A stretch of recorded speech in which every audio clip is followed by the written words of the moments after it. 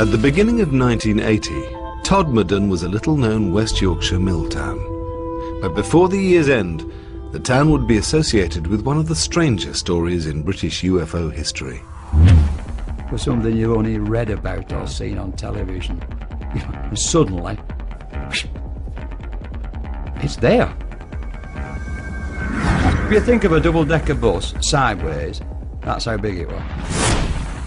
And he wasn't the sort of person that would suddenly say something, you know, that hadn't happened. So I believed him. I felt quite safe in the police car. Now if somebody got out of it, I'd be bloody scared. The story of a young Yorkshire police officer's sighting of an unidentified object became headline news. I believe Alan Godfrey is telling the truth. If he's lying, he deserves an Oscar. Almost 30 years later, his experience has become part of UFO folklore.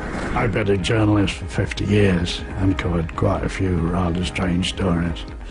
But the Alan Godfrey story is undoubtedly the most astonishing thing I ever covered. In 1980, Alan Godfrey had been a police officer in the Todmorden area for 6 years. On the night of the 28th of November, he claims to have witnessed something extraordinary. We had got radio messages from our control room that people were reporting seeing a small herd of cows roaming around a local council estate. And as I'm going up Burnley Road, I could see in the distance, about 500-600 yards up the road, something that had skidded. I thought it was a staff bus that had skidded across the road for some reason. Whatever it was, I decided to go and investigate. So I'm driving towards this object, and I got within about 20 yards, and there it was. An object, nuts and bolts, hovering above the road surface. It was shaped in a diamond shape, and the bottom flange was rotating. The top half appeared to be stationary. I didn't know what to do. I mean, what would you do? Well, if it were you, you'd probably ring the police up. But in my case, I'm already there, so I thought I'd radio our control room. Alpha Foxtrot 203 to control. Now with two radios, we've got a VHF, which is the car radio, and UHF, which is the personal radio. I tried both, and none of them had worked. Come in, control. It was eerily silent. That really does stick in my mind, that was really eerily silent. And for some reason, I don't know why, I picked my clipboard up and started to draw it. I made a quick sketch. So it's there. Rather than my head, it's there, it's black and white. Although he'd made a sketch, Alan Godfrey's story would ultimately centre around what happened next. Now it's black and white. And I'm at the other side of it, driving. Quick glance at mirror, it's not there. I got out of the car. The road surface was whirlpool dry, like a spinning object would make, you know, with all these leaves and branches and what have you. You could see an area of road surface that wasn't like the other. The others were wet, this was dry. Unsure of what had happened to him, PC Godfrey drove straight back to the police station in Todmorden. When Alan came into the police station, he was very agitated. I says to him, you'll never guess what I've just seen, you know. You won't believe what I've just seen. At first, you know, you think he's totally outrageous, you know, but I've no reason to doubt him. I mean, I've known him for a long time, and we know each other really well, and I've no reason to doubt what he said. But the night still had one more surprise left. As Alan Godfrey ended his shift, he noticed something else he couldn't explain. There was approximately 30-35 minutes missing that couldn't be accounted for. For me, leaving the police station to coming back. To me, I'd only been away 15 minutes. Over a hand, I'd been away approximately 45-50 minutes. Of a science fiction film, it was totally unbelievable. PC Godfrey had no rational explanation for what he'd seen, or for what he discovered later. I had this irritating itch on my foot. The boot on my left foot was split. If that's the sole of the, it was split that way. I've no idea why they were split, but when I took it off, I removed my sock, and it was on the instep of my foot, and it was a round circle like that, red. And it was very, very itchy. It wasn't sore, but it was very, very itchy. At work the following day, Alan Godfrey received some surprising news. He hadn't been the only officer who claimed to have seen something strange the previous night. I came on duty, and there was an inspector waiting to see me. I went into the inspector's office, and he then informed me that I wasn't alone, that 3 police officers in Halifax, in fact, had some sort of an encounter the same night. And he was putting a report together, and he wanted a statement of me. Coming out the inspector's office thinking, yeah, right on. 12 miles from Todmorden, on the moors above Halifax, PC's John Porter, Howard Turnpenny and Julie Baxter had been looking for stolen motorbikes. What they witnessed compelled them to make an official report.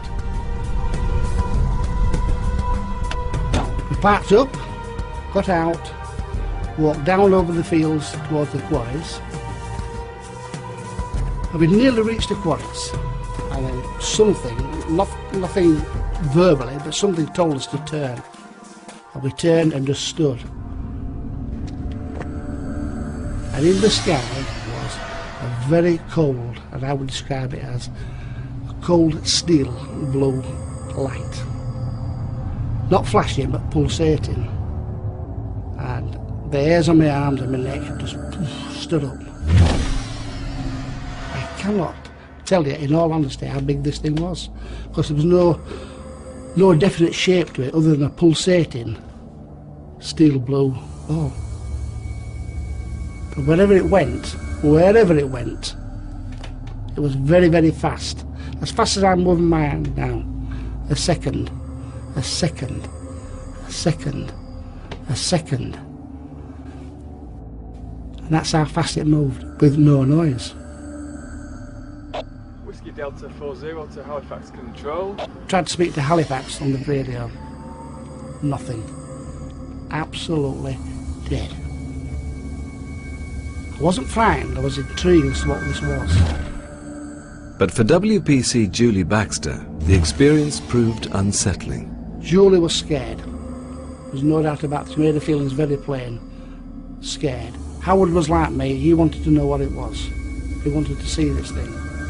And for no known reason, it shot off in a big overhead arc towards Todmorden. Whatever it was not of...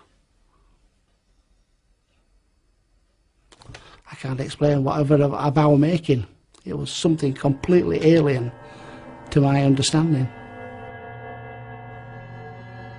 And the night was getting even stranger.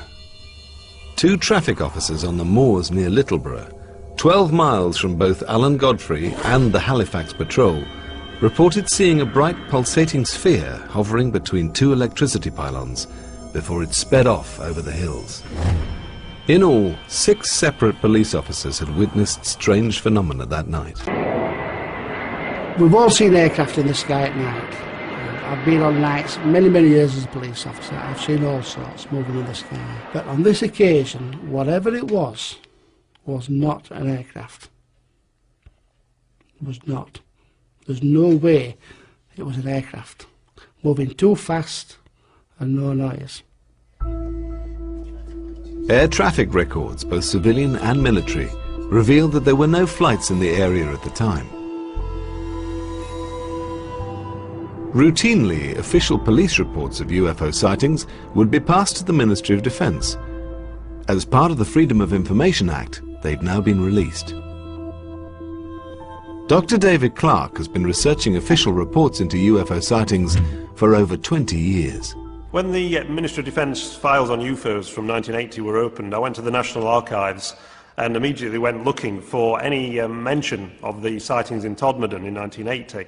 And straight away I found a copy of the report by the police officers from Halifax, PC John Porter and his colleagues, who'd seen a bright blue ball of light in the sky.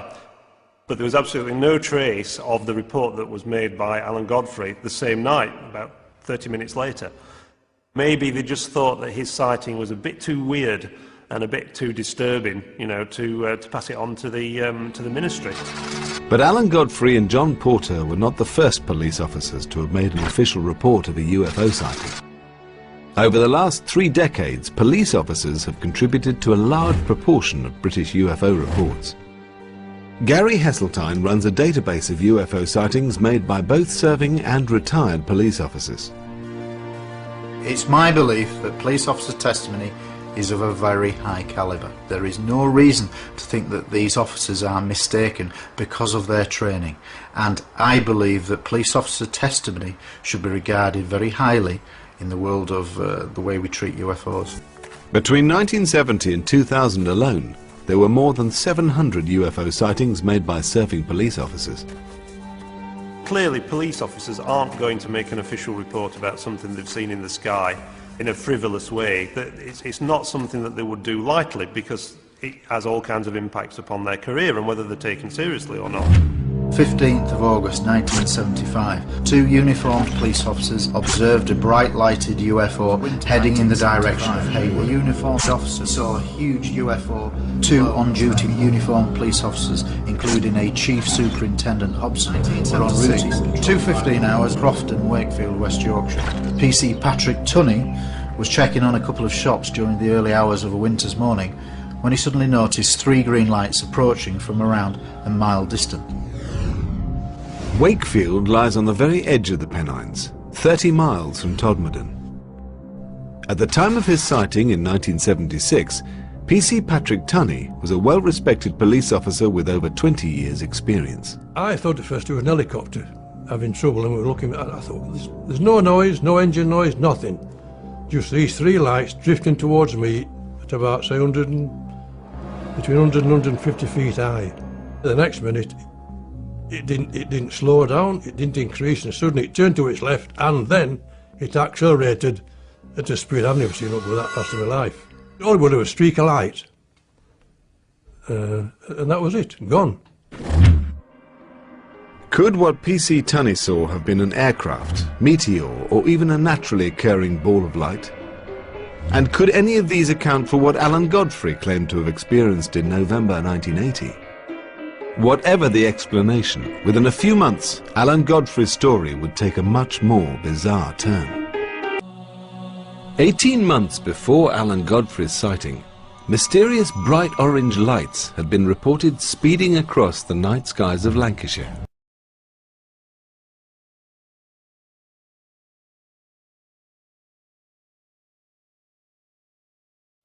At 2 a.m. on the morning of February the 24th, 1979, Mike Sachs was at home in the village of Stacksteads, getting ready for bed. All of a sudden, the room lit.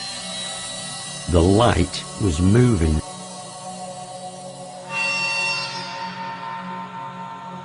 I rushed to the window to be confronted with this huge ovoid, about 8-10 foot across, light, all diffused around the edges. It was pulsing, brilliant to intense, very orangey white.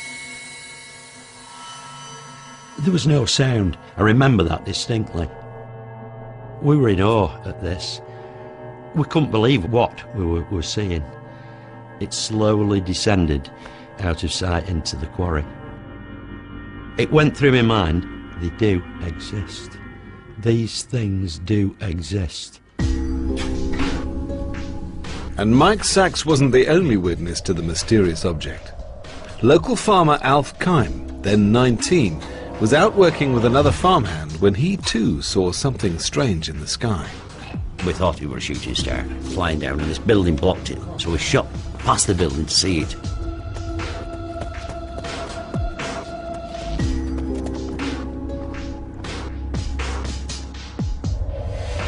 It was like amazing, really, because it was the size of 2 double-decker buses. and it was sort of like spinning round, like changing colours, a lot of orange.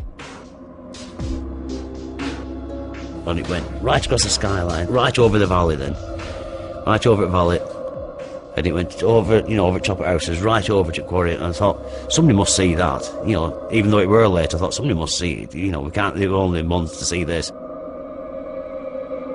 I immediately phoned Baker Police, reported what I'd seen, and they said, right, he said, well, 2 of our police officers have also phoned in. They were parked up just below the quarry, and they reported it. I phoned my brother Raymond. I went up for him. We came back to the quarry where the Panda car was still parked there. And I said, did you see it? And he said, see it? We thought it were coming down on our blooming heads. So we decided then to go up to the quarry. Now the police officers went up with us.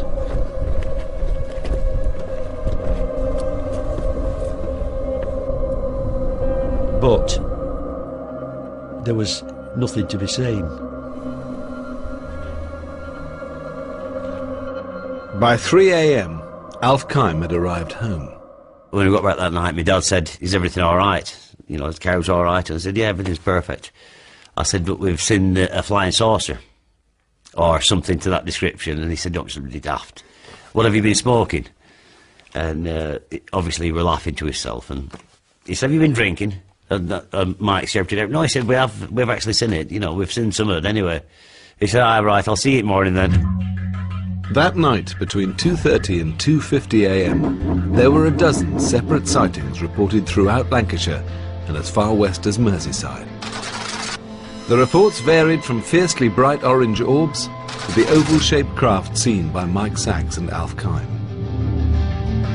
The following week, when it's out in local free press, you didn't feel as daft as really telling, you know, because we told this story and you could see people didn't believe you when you were telling it, because, you know, I don't think I'd believe it myself, really. Whatever the source of the strange lights seen over Lancashire, PC Alan Godfrey's experience continued to fascinate the UFO community. After Alan Godfrey's sighting in Todmorden, he claimed to have lost some 30 minutes in time. The only physical evidence of his encounter, a damaged boot and a sketch he'd made at the time. In an attempt to find out more, UFO investigators suggested a radical idea. They contacted me and asked me, would I be willing to go under hypnotic regression? I declined straight away. I wasn't sure, you know. I thought, what is hypnotic regression? The only hypnosis I'd ever seen was on television, on a stage, you know, where they make fun of you. Eventually, Alan Godfrey was persuaded to undergo hypnosis, which was conducted by 2 psychiatrists, Dr. Jaffe and Professor Blair. They wouldn't tell either of the psychiatrists what the subject matter was. They would only tell them that it was a policeman who they were going to try to regress to a certain time on a certain date to an incident that may or may not have happened. Mike Sachs, whose interest in UFOs had been sparked by his own experiences the previous year, was present at the sessions. The atmosphere in the room was absolutely electric as Alan is relating this series of events. All of a sudden, and under hypnosis, he goes and covers his eyes. Then somehow he's floating and he's taken into this room. I have no recollection whatsoever what went on during that hypnotic regression. Under hypnosis, Alan Godfrey's claims grew more bizarre. Not only had he witnessed a UFO, he'd also come into contact with alien beings. In UFO terminology, he had been abducted. We were actually present at possibly one of the first abduction cases that has happened in the UK. I'm asking myself, did that really happen? No, I couldn't have done. I don't believe it. But why am I saying it? But it wasn't just Alan Godfrey's supposed abduction that intrigued ufologists. The investigators also discovered a connection to another unsolved local mystery, one they believed could have extraterrestrial origins. 6 months before his UFO sighting, Alan Godfrey and colleague Malcolm Agley had received a call about a body found at a local coal yard. We received a radio message that found a body at Todmorden railway station, so I attended with PC Alan Godfrey. Also, instinctively tells you there's something not right. You know, you come across dead bodies all the time, it sounds like, but you do. And it was lying on his back, just staring up into the sky. There's no disturbance of the call, you know, to say how he got there. I just can't explain it at all. And it was being treated as a crime scene. I think everybody at that stage thought it was a crime. That's how obvious it was. Why would a man climb a stack of coal, lie down on his back on top and die? The body was that of a Polish emigre named Zygmunt Adamski, a former miner who'd moved to the UK after the Second World War and had settled in Wakefield, 20 miles from where he was found. To me, I don't think he'd died there. I think he'd been put there. It looked to me as if he had anyway. The evidence was inconclusive. You'd expect if somebody had been lying on the belly or climbed up the coal, it'd be covered in coal dust. It'd been raining, it'd stick to him like glue. There was no visual coal on him, on the front of him, anywhere, either on his face or anything. And he had these black marks that transpired to be burn marks round the back of the head, and there was one at the nape of the neck here, like an open wound, like a blistering wound, and it had had an ointment applied to it. We just thought it was strange, you know, that he had these injuries and this sort of green ointment, which looked nothing I've seen before at all, you know. It just seemed strange and a bit unnatural, really. Zygmunt Adamski had gone missing after a shopping trip. There was no suggestion that he'd planned to disappear, and he was known as a loving family man with no obvious enemies. The autopsy confirmed that Adamski had died of a heart attack. Coroner James Turnbull was mystified, not least by the strange substance found on Adamski's burns. We had the substance analysed, and the toxicologists and the scientists couldn't come up with any answers to what it was. And we came up against a blank at every line of investigation. This was one of the most puzzling cases that I've come across in 25 years. If somebody proved to me that UFOs exist and that there was one around there at that time, and that in some way we could associate it with this case, then perhaps I might say I'd only raise half an eyebrow. Whatever the truth behind Adamski's death, which remains unsolved, Alan Godfrey's association with it was to turn him into a UFO celebrity. At the inquest, Coroner James Turnbull was mystified, recording an open verdict and even suggesting a link with UFOs. I did nearly 27 years in the police, and it's the one thing that I've never really got to the bottom of, and it is bizarre, and it's always been there at the back of my mind. There's just no explanation for it at all. Nobody has ever been charged in relation to the death of Zygmunt Adamski, and the strange ointment which covered his burns has never been identified. The Adamski story was picked up by Sunday Mirror journalist John Sheard. Although more used to covering Northern Ireland and the trial of the Yorkshire Ripper, he recognised the opportunity for an exclusive. I sat down and tried to write it as straight as I could. I didn't want it to sound over-sensational, because it was already a very sensational story. What I didn't know was that when it hit the streets that Sunday, as the front page lead, was the incredible reaction that would happen. I'm talking about literally thousands of letters, hundreds of phone calls. I began to realise that this was a story that, even though I was still a bit iffy about it, had gripped millions of people throughout the world. John Sheard soon discovered PC Alan Godfrey's involvement with the Adamski case, and the later claims made under hypnosis that he'd been the subject of an alien abduction. I've been a journalist for 50 years and covered quite a few rather strange stories. But the Alan Godfrey story is undoubtedly the most astonishing thing I ever covered. What made Alan's story so special from my point of view was the fact that A, he was a serving policeman, and one expects them to be fairly straightforward in recording facts. And of course it came on the heels of the Adamski story and a very strange inquest. Individually they were good pieces, but when you add the two together and a possible connection, you've got dynamite. At the time, Alan Godfrey's story captured the public imagination. Whatever the truth behind it, it's become one of Britain's classic UFO cases. On the moors above Halifax, former police officer John Porter is meeting Alan Godfrey. Both reported seeing something unexplained on the night of the 28th of November 1980. How are you? I'm all right. You're getting grey. Hey, you still got yours, haven't you? Yeah, I know, but it's stuck on. Yeah. It was only when I found out about you lads Yeah. that it made me feel a lot more comfortable. Yeah, yeah. You know, because... I can understand that. Do you know what I'm on about? Three of us can't be wrong. Three of you can't be wrong. Three of us cannot be wrong. Three of us saw what we saw. Exactly. Now, I was on my own. Yeah. And I've been told I would hallucinate. Yeah, I've been, again, you know, whatever. I've had all this. Oh, and another one. I was told I've fallen asleep at the wheel. Absolutely. And I'm driving, but you know what I mean. I'm driving. I know. I mean, I'd only left the police station 5 minutes earlier. You know. Alan has never changed his story.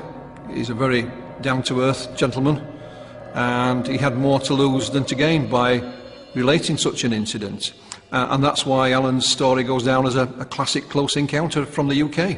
I have to say, after this experience, in all honesty, I believe there's something out there other than us. Every night at work I'm looking up, and I've never seen anything since, but you know, it is there. There's no doubt about it. Where they come from, why they're here, I wouldn't know, but they are here. Alan Godfrey left the police force in 1985. Almost 30 years on, he's still sticking to his story.